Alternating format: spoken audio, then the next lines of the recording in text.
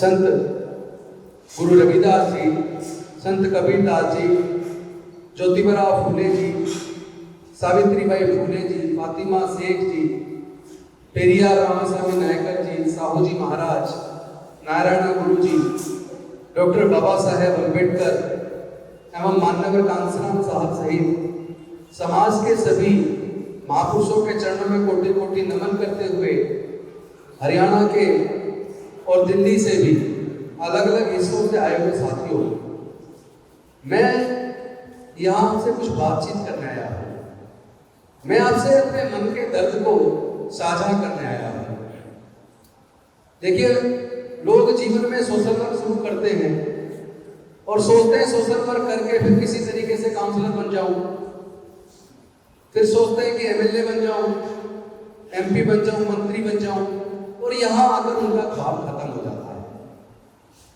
उनका कोई लक्ष्य कुर्सी पाने से अलग कोई लक्ष्य नहीं होता।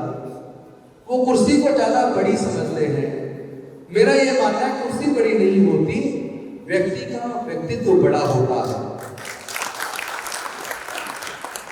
जिस व्यक्ति के अंदर जिसका चरित्र बहुत उज्जवल हो, जिसमें दूसरे के कल्याण की भावना हो, जो दूसरों को सबको साथ लेके चलने का संकल्प लेकर सबका कल्याण हो, इस भावना के साथ जो काम करता है, जिसका चरित्र बहुत ऊंचा हो जाता है, वो उस कुर्सी को भी, उसकी गरिमा को ऊंचा कर देता है। और जिसका चरित्र खराब हो, जिसके चरित्र में दाग हो, जो बहन बेटी की इज्जत ना करता हो, जिसकी नजरें दूसरे की दौलत पर हो, वो बड़ी से बड़ी कुर्सी की गरिमा को गिरा देता है। जो मुझे परेशानी है, जो मुझे दर्द है, क्योंकि जब मैं 1983 में 10वीं क्लास में पढ़ता था, तब से मैंने समाज सेवा के क्षेत्र में काम शुरू किया।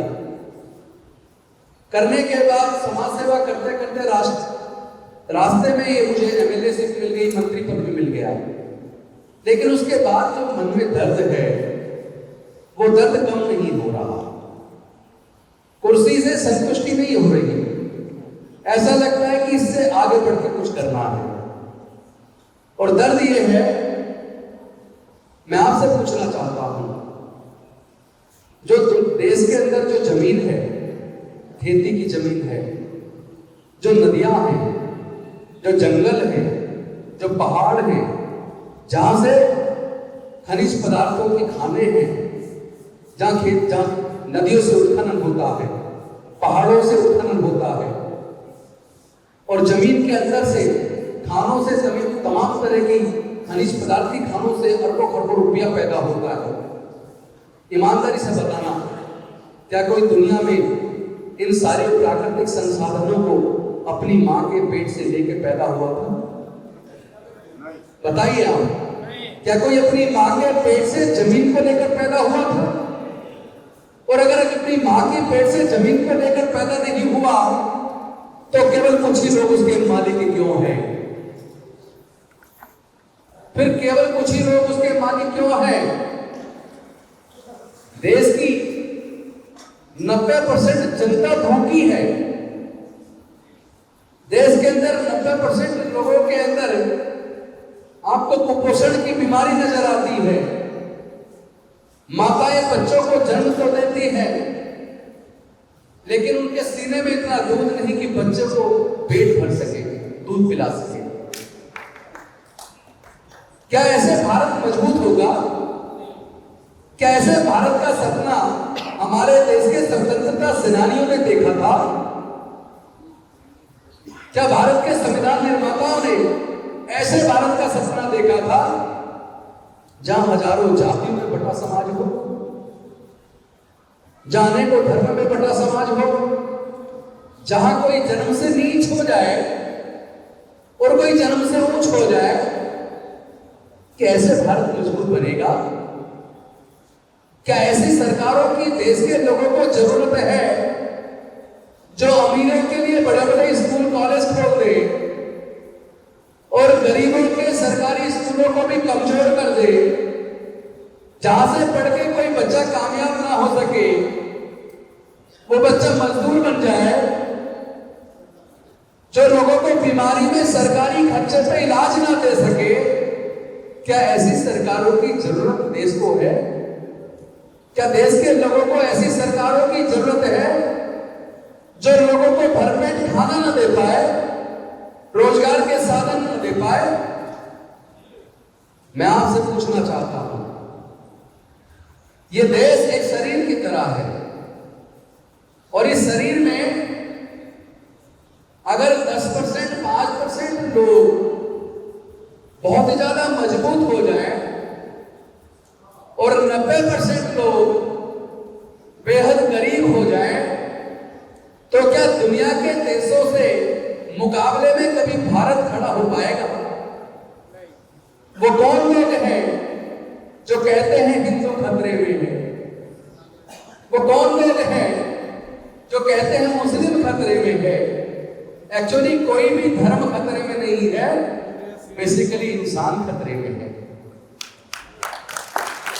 और वो चुनाव के टाइम पर ही आके कहेंगे हिंदू खतरे में है, मुस्लिम खतरे में है, चुनाव के बाद फिर सब कुछ ठीक हो जाता है।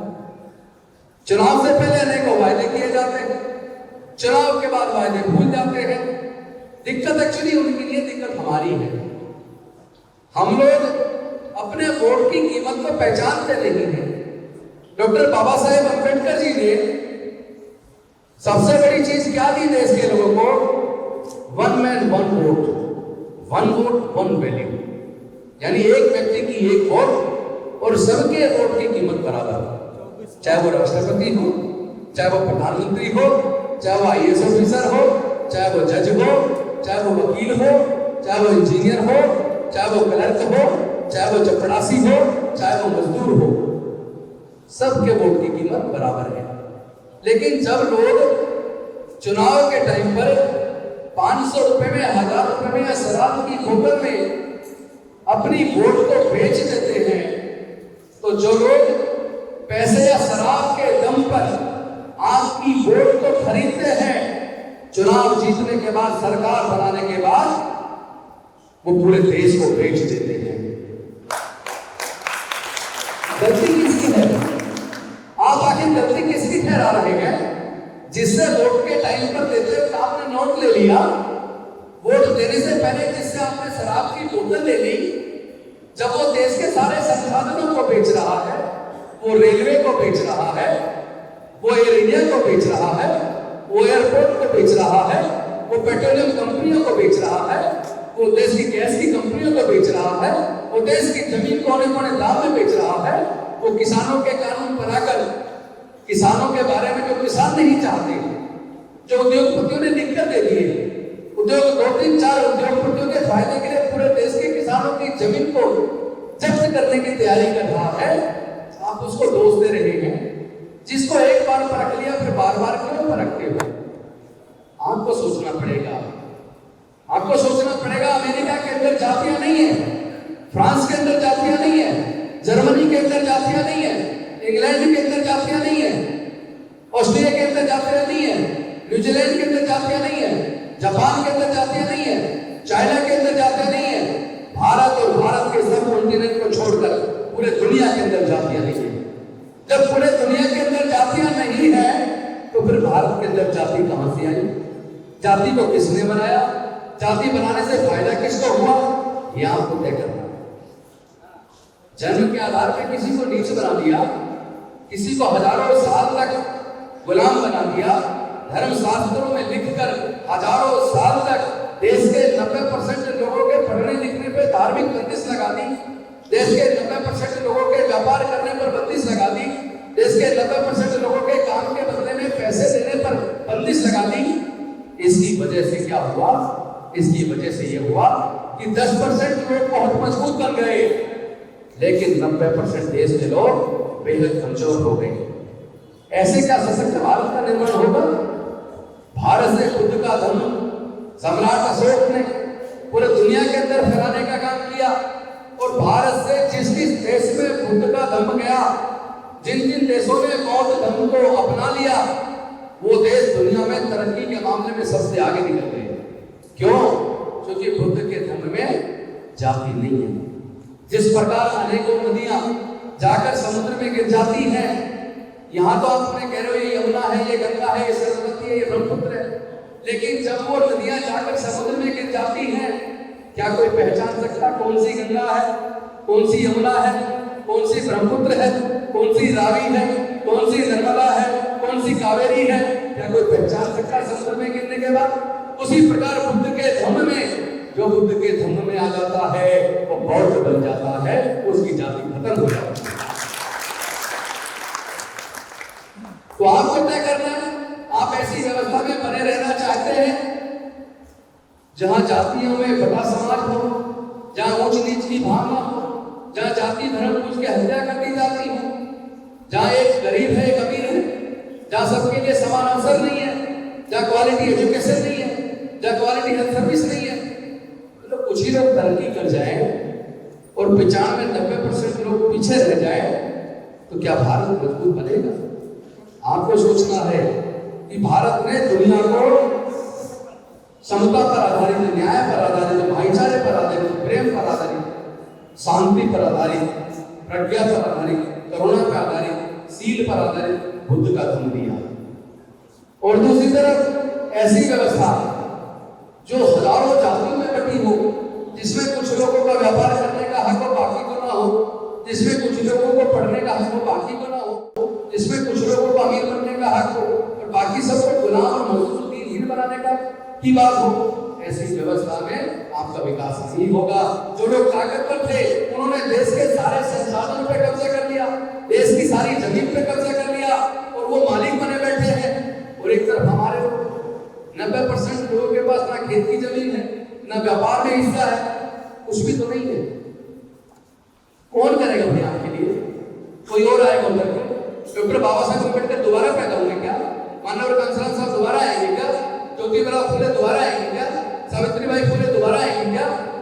दिक्कत है हमारे लोगों को अपने महापुरुषों का इतिहास नहीं पता, हमारे लोगों को अपने बुजुर्गों की सांस्कृतिक विरासत बुद्ध के धम्म के बारे में नहीं पता। तो गलती तो हमारी है क्योंकि हमने अपने लोगों को पढ़ा दी, और हमारी सरकारों की गलती है, सरकारों ने 10% पढ़ाया, 90% छुपाया। पढ़ाना वो चाहिए जिसमें सबका कल्याण हो, ऐसी व्यवस्था के बारे में पढ़ाना चाहिए जिसमें सबको साथ लेकर आगे बढ़ने की व्यवस्था हो, जिसमें सबका कल्याण हो, सबके लिए मंगल हो, सबके लिए अच्छाई हो, जिसमें कोई छोटा ना हो, कोई बड़ा ना हो, जहां सब लोग प्यार से मिलकर रह सके, तब भारत मजबूत होगा।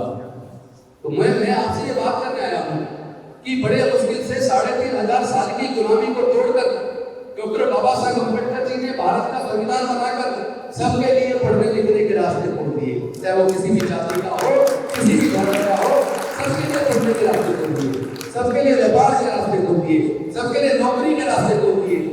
लेकिन धीरे धीरे जैसे जैसे गरीब समाज के लोग पढ़ने लिखने लगे, रिजर्वेशन से नौकरियों में आने लगे, उनके घर में थोड़ी सी खुशहाली आने लगी, थोड़ा सा भरपेट खाना मिलने लगा, तभी कुछ लोगों के पेट में दर्द हो गया।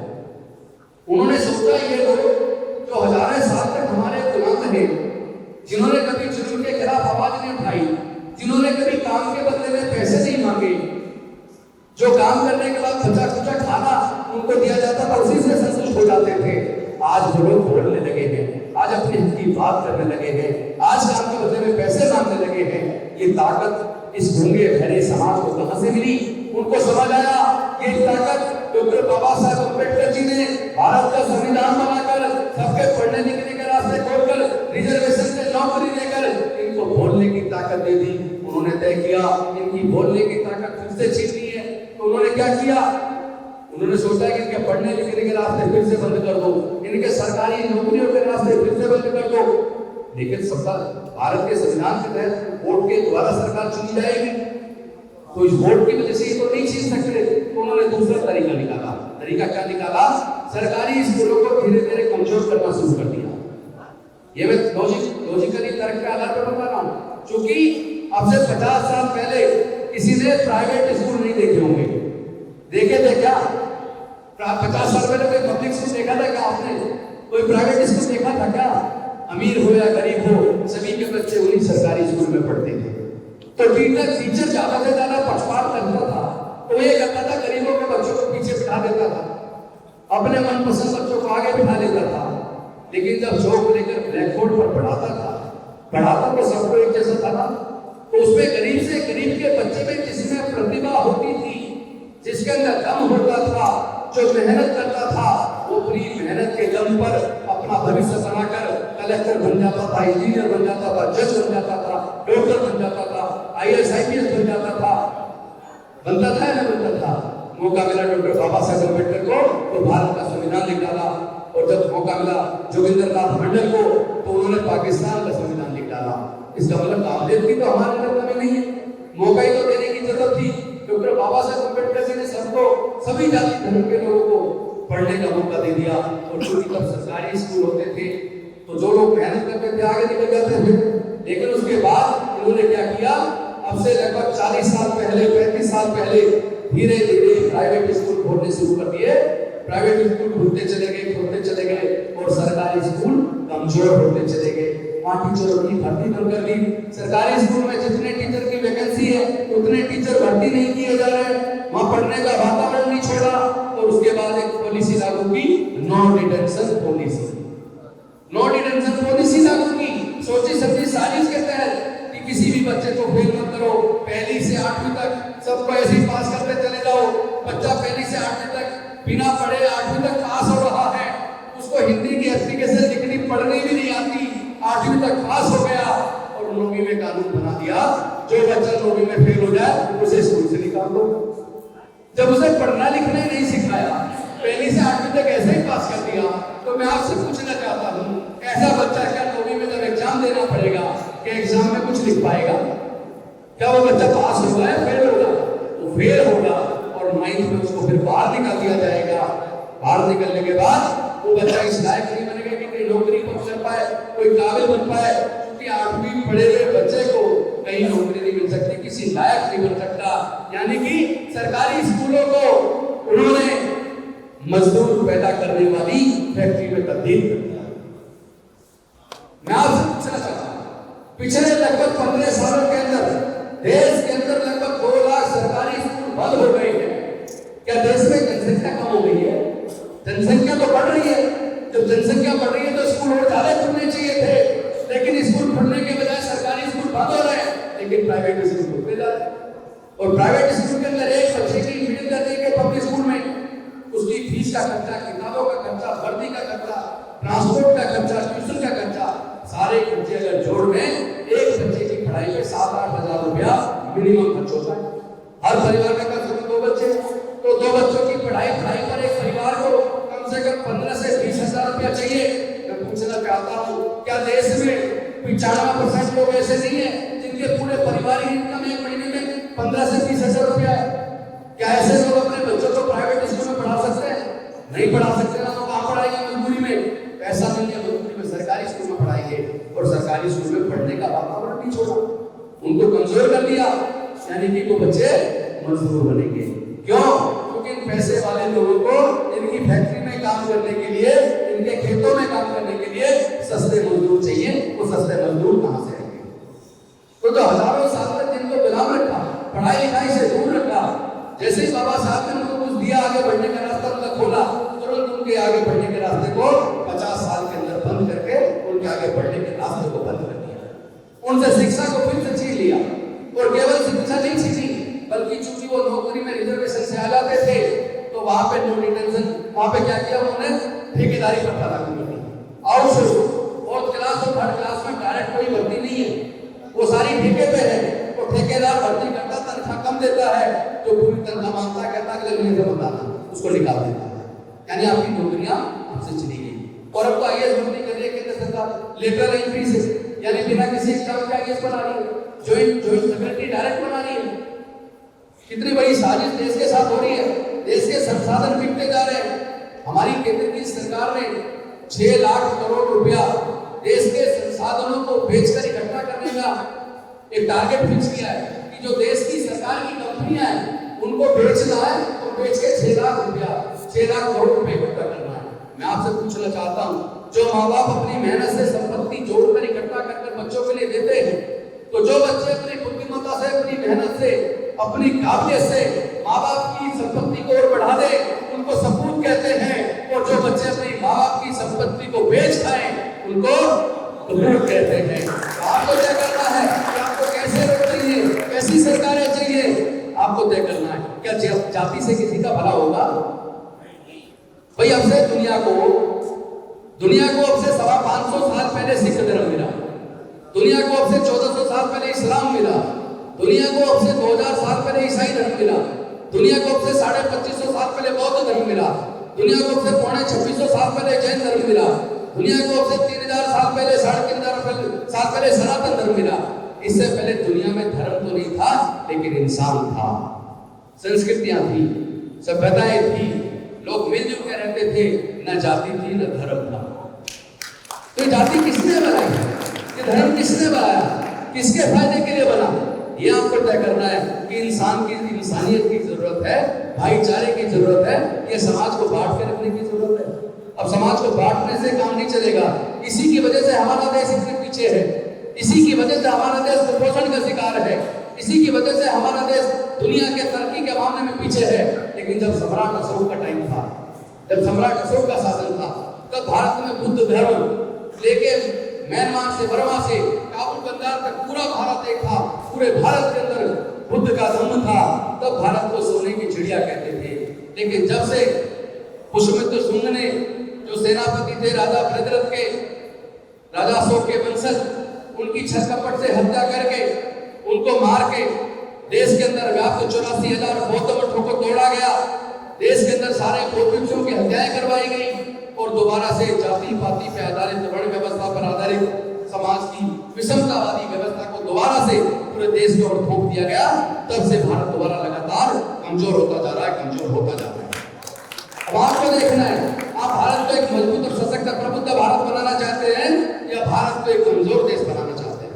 ये आपको तय करना है कि आपको जाति और धर्म चाहिए या आपको इंसानियत चाहिए, आपको प्यार चाहिए, आपको अच्छी शिक्षा चाहिए, आपको अच्छा स्वास्थ्य चाहिए, आपको सबका कल्याण चाहिए, आपको मजबूत देश चाहिए, भारत मजबूत चाहिए, भारत मजबूत चाहिए। ये आपको तय करना है या भारत को गरीबों का देश, सफेरों का देश, कमजोर देश ऐसा बना रहे, ये आपको तय करना है। आपको अपने वोट की कीमत को पहचानना पड़ेगा, आपको पढ़ाई लिखाई की कीमत को पहचानना पड़ेगा। एक रोटी कम खा लेना, एक जोड़ी कपड़े कम सिलवा लेना, लेकिन अपने बच्चों को पढ़ाओ जरूर। केवल पढ़ाई से आपके बच्चों के जीवन में कल्याण होने वाला है, बिना पढ़ाई के कोई संभावना नहीं है, पढ़ाई के बिना कोई संभावना नहीं है। डॉक्टर बाबा साहब अम्बेडकर जी ने पढ़ाई के महत्व को समझा। इतने गरीब परिवार से आके इतना दुख, इतना जाति का द्वेष, इतना उत्पीड़न झेलने के बावजूद उन्होंने पढ़ाई को पकड़ के रखा और उस पढ़ाई को उन्होंने एक हथियार के तौर पर तैयार किया और वो फिर भारत का संविधान बनाने के लायक बने, भारत को चलाने के लायक बने। तो हमें भी अपने घरों के अंदर डॉक्टर अम्बेडकर पैदा करने हैं, महात्मा कांशीराम साहब पैदा करने हैं, ज्योतिबा फूले पैदा करने हैं, सावित्रीबाई फूले पैदा करनी है, माता रमाबाई पैदा करनी है। अपने घरों के अंदर अपने बच्चों में अच्छे संस्कार डालो, उनको आप ऐसा मत बनाओ, पाखंडवादी मत बनाओ, उनको अंधविश्वासी मत बनाओ, उनको ये मत कहो कि पूजा करने से तुम्हारे अच्छे नंबर आ जाएंगे, क्योंकि पूजा करने से अच्छे नंबर नहीं आएंगे, मेहनत करके पढ़ने लिखने से अच्छे नंबर आएंगे। जब एग्जाम होता है, एग्जाम के अंदर अगर आपने अच्छी तैयारी की है तो आप एग्जाम पास कर सकते हो, वरना एग्जाम पास नहीं कर सकते। आपने सोचना है कि आपने बच्चों को दोबारा से क्या गुलाम बनाना चाहते हो? क्या आप चाहोगे आपके बच्चे दोबारा गुलाम बने? जब आपकी शिक्षा को छीन लिया, आपकी नौकरियों को छीन लिया, आपके बच्चे कुछ बन नहीं पाएंगे, फिर से मजदूर बन जाएंगे, तो क्या आप लोग दोबारा गुलाम नहीं बन जाएंगे? अभी भी समय है। मैं इसलिए आया हूं आपसे बात करने, अभी भी समय है, इसलिए मैंने आपकी कुर्सियों को आगे करवाया ताकि मैं आपकी आंखों में आंखें डालकर बात तो कर सकूं, आपको सच का आभास तो करा सकूं। ऐसा नहीं है कि आपको सच पता नहीं है, लेकिन सच पता होने के बावजूद भी अगर बार बार सच का आभास ना कराया जाए तो लोग इधर उधर के चक्करों में लगे रहते हैं और वो भूल जाते हैं कि हमारा क्या हो गया, हमारे बच्चों का भविष्य किस तरह बर्बाद हो रहा है, देख नहीं पाते। खुली आंखों के सपने देखते लोग, लेकिन बिना मेहनत के कभी कुछ मिल नहीं सकता। इसलिए मैं आपको ये बात करने आया हूँ कि होके मायूस नहीं, उस आम से ढलते रहिए, होके मायूस नहीं, उस आम से ढलते रहिए। जिंदगी घोड़ है, सूरज से निकलते रहिए, लेकिन ही पाँव पे ठहरोगे तो थक जाओगे, धीरे धीरे ही सही राह पे चलते रहिए। तो हमने तय किया है, डॉक्टर बाबा साहब अम्बेडकर जी की आंखों में आंखें डाल के चूंकि हमें लगा हुआ है कह रहे हैं कि हमारी औलाद निकम्मी साबित हुई। मैं पूरे देश से ये जातिवाद को मिटाना चाहता था, पूरे देश से अमानवीयता को खत्म करना चाहता था, पूरे देश से शोषण को खत्म करना चाहता था। इसीलिए मैंने 14 अक्टूबर 1956 को बुद्ध का धर्म ग्रहण किया, ताकि बौद्ध में भारत बने, एक ऐसा भारत बने जहां लोग किसी की बात को आंख मीट के ना माने, बल्कि अपनी बुद्धि और विवेक से सोचे। किसी भी बात को इसलिए ना मानने कि बाबा साहब ने कही है, बुद्ध ने कही है, या किसी बड़े आदमी ने कही है, या बड़े बड़े ग्रंथों में लिखी हुई है, बल्कि उस बात को अपनी बुद्धि के उत्तर की कसौटी पे कस के देखो। जब आपको उसका अनुसरण करो और उसके बाद उसको अनुभव करने के बाद जब आपको लगे ये बात सही है, तब उसको मानो, वरना मत मानो। तो मैं आपसे कहना चाहता हूँ कि आप भी किसी बात को इसलिए मत मान लेना कि मैं आपको कह के जा रहा हूँ। आप उसको अनुभव करो कि इंसानियत से काम चलेगा या जातियों से काम चलेगा, पढ़ने से काम चलेगा या मजदूरी करने से आपकी तरक्की हो जाएगी। आप मजदूर हो सकते हैं, घर चलाना मजदूरी करके भी चलाएंगे, पर कम से कम अपने बच्चों को तो पढ़ाओ, अपने बच्चों को तो इस लायक बनाओ कि वो इतिहास लिख सके। डॉक्टर बाबा साहेब अम्बेडकर इतने बड़े एग्जाम्पल है, इतने गरीब परिवार से निकल के भी मेहनत के दम पे कहां से कहां तक पहुंच गए। पूरे दुनिया में उनके बराबर का पढ़ा लिखा भी नहीं हुआ। सोच के देखो, तो क्या आपके बच्चे कामयाब नहीं हो सकते? क्या आपके बच्चे इस देश का निर्माण नहीं कर सकते? हम लोग इस देश के निर्माता हैं, और हम वैसे भी पैदाइशी इंजीनियर हैं। हम तो पैदाइशी इंजीनियर हैं। हम कपास से धागा बनाते हैं, रुई बनाते हैं, कपड़े बुनते हैं, मिट्टी के बर्तन बनाते हैं, मिट्टी की ईंटें बनाते हैं। हम लोग सारे फ्लाईओवर हमने बनाए हैं, सारी बड़ी बड़ी इमारतें हमने बनाई हैं। मरे हुए जानवर की खाल उतारकर, उसको गलाकर, उसको रंग करके, उसको मुलायम बनाकर उसके जूते भी बना देते हैं, उसकी कैप भी बना देते हैं, उसकी जैकेट भी बना देते हैं, उसकी बैग भी बना देते हैं, उसका पर्स भी बना देते हैं। हमारे तो जन्मजात इंजीनियर पैदा होते हैं, हम जन्मजात इंजीनियर पैदा होते हैं। क्योंकि लकड़ी की बड़ी बड़ी कुर्सियां, मेज, पता नहीं गेट, दरवाजे क्या क्या हम लोग बना देते हैं। मिट्टी से तरह तरह के बर्तन, भगवान की मूर्तियां हम लोग बना देते हैं। हम लोग तो पैदाइशी काबिल है, वो अलग बात है। हमारी आदत पे हमेशा प्रतिष्ठित लगा गया। जब भगवान का बाबा साहब ने तो संविधान लिख दिया, रविंद्रनाथ मंडल को मौका मिला तो उन्होंने पाकिस्तान का संविधान लिख दिया। तीनों नाविक को मिला तो आईएएस में टॉप कर दिया। इस बार भी सुमन कुमार ने आईएएस को टॉप कर दिया। यानी हमारे लोगों में काबिलियत टूट के भरी है, हमें सिर्फ मौके की तलाश है। इसलिए मैं आपसे बात करना आया हूँ, अपने दो बच्चों को मौका दीजिए, अपने बच्चों को मौका दीजिए। आपके बच्चे के अंदर काबिलियत टूट के भरी जा सकती है, बस इसलिए कि आप उसको ऊंची उड़ान का सपना तो दिखाओ। जब आप उसको चपरासी बनाने का सपना दिखाओगे, जब आप उसको सफाई कर्मचारी बनने का सपना दिखाओगे, तो फिर कलेक्टर, इंजीनियर, डॉक्टर कैसे बनाओगे? या आपको क्या करना है, क्या आपके बच्चे को क्या बनाना चाहते हैं? तो आज के लिए इतना काफी है, क्योंकि एक दिन में ज्यादा दवाई दे दी तो रिएक्शन कर जाती है। पहले आज जितनी दी उतनी ग्रहण करो। हमारी गलती क्या है? हम लोग शोषण से मुक्ति क्यों नहीं पा रहे? हम शोषण से मुक्ति इसलिए नहीं पा रहे, जिस तरह कोई अगर किसी को बुखार हो जाए और डॉक्टर उसको, सब जानते हैं बुखार की दवाई पैरासिटामोल, डॉक्टर उसको पैरासिटामोल दे दे और वो आदमी जाकर पैरासिटामोल खाने की बजाय एविल की दवाई ले रहा है या लिवोसिट्रिजिन ले रहा है, तो क्या बुखार उतरेगा? बताइए, बुखार उतरेगा क्या? बुखार तो बुखार की दवाई लेने से उतरेगा। और अगर इन्फेक्शन हो गया तो फिर पैरासिटामोल से नहीं उतरेगा। अगर इन्फेक्शन हो गया है तो आपको फिर इन्फेक्शन दूर करने की दवाई एंटीबायोटिक लेनी पड़ेगी नहीं? लेकिन हो ये रहा, आपके शरीर, आपके समाज के अंदर पूरा, मतलब ये पूरा सड़ चुका है व्यवस्था, इतनी सड़ चुकी है, इतना ज्यादा जहर फैल चुका है। उस जहर को दूर करने की दवाई डॉक्टर बाबा साहब अम्बेडकर दे के चलेगा 1956 में। आपने उस दवाई को खाया ही नहीं और कह रहे हमारे साथ जुल्म हो रहा है, हमारे साथ शोषण हो रहा है और हमारी सारी स्थिति बिगड़ रही है, हमारे बच्चों के साथ जुल्म हो रहा है। तो भाई उस जुल्म को दूर करने की दवाई डॉक्टर बाबा साहब अम्बेडकर दे के गए बुद्ध का धर्म। उन्होंने कहा शिक्षित बनो, संगठित रहो, संघर्ष करो। आपने शिक्षा जिस तरह का ग्रहण करनी चाहिए वो शिक्षा ग्रहण की नहीं। उन्होंने कहा संगठित रहो, अपने गली गली में संगठन बना लिए।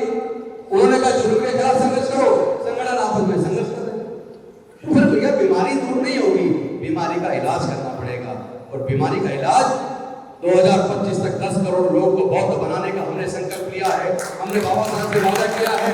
हम आपकी निकम्मी सरकार नहीं है, जो आप चाहते थे। हम आपके ईमानदार बच्चे हैं। आप आपके सपने को, भारत को बौद्धमय बनाने के सपने को हम जरूर साकार करेंगे।